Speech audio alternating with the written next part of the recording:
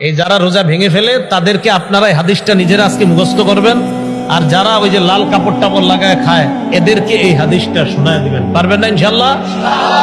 বাংলাটা মুখস্থ রাখতে পারবেন তো? বাস শেষের অংশটা মুখস্থ রাখলেই চলবে, শুধু শেষের জায়গাটা মুখস্থ রাখলেই চলবে। আমি বলছি মন দিয়ে শুনুন। রাসূলুল্লাহ সাল্লাল্লাহু আলাইহি সাল্লাম বলেন, আমি ঘুমিয়েছিলাম, স্বপ্নে দুই ব্যক্তি আমার কাছে এসেছে, আমার দুই বাহু ধরে আমাকে টেনে নিয়ে গেছে, দুর্গম একটা পাহাড়ের কাছে আনছে। ওই পাহাড়ের কাছে যাওয়ার পর আমি পাহাড়ের সামনে দাঁড়িয়ে রইলাম।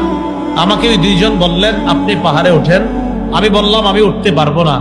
তারা দুইজন আমাকে বললেন, আমরা এই পাহাড়ে যেন আপনি উঠতে পারেন, এই ওঠাটা আমরা আপনার জন্য সহজ করে দিব, আমরা সাপোর্ট দিব, আপনি ওঠেন। রাসূলুল্লাহ সাল্লাল্লাহু আলাইহি সাল্লাম বলেন, ফাসাইদতু, আমি পাহাড়ে উঠলাম।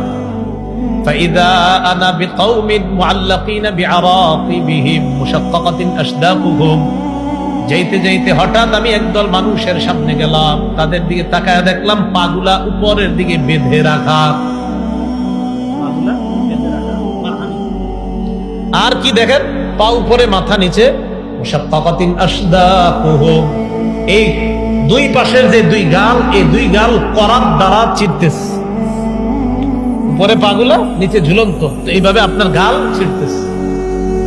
তাসিলু আশদাকুহুম দামা, এই পুরা গাল, এই চোয়াল সহ রক্ত পড়তেছে। এই কল্পনায় আনেন, দৃশ্যটা কল্পনায় আনেন, পা উপরে মাথা নিচে, দুই পাশের গাল থেকে রক্ত পড়তেছে। ব্যাপারটা কত ভয়ঙ্কর!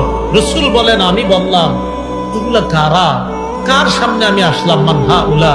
ফেরেশতারা জবাব দিলেন, আল্লাযীনা ইফতিরুনা ক্বাবলা তাহিল্লাতি সাওমিহিম, হুজুর এরা তারা যারা ইফতারির সময় হওয়ার আগেই ইচ্ছাকৃতভাবে রোজা ভেঙে ফেলে, এরা তারা। আর যারা রোজা রাখে না তাদের অবস্থা তো আরো ভয়ঙ্কর।